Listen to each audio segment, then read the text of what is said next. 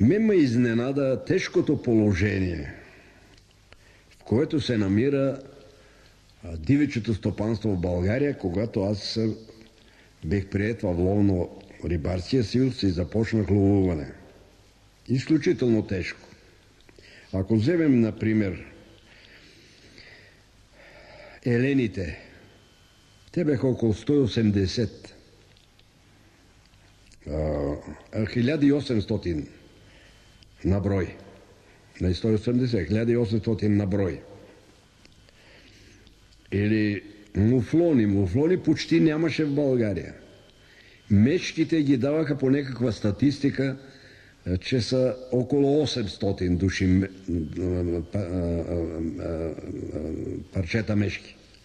800. Глухарите беха на изчезването, дивите кози беха на изчезване и така нататък. Ясно е, че дивечето стопанство беше в пълен разплох.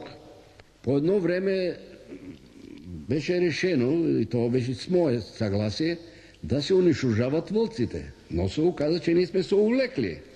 Разрешиме отново да се контролира прираста на вълците. Но без вълци не може. Не трябва да има вълци. Не е случайно. Ние по трофеи беме на едно от първите места в Европа.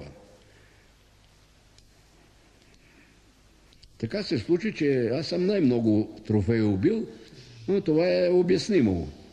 Така че заслужава си специална книга да се напише за развитието на ловното стопанство през времето на Живков и живковистите.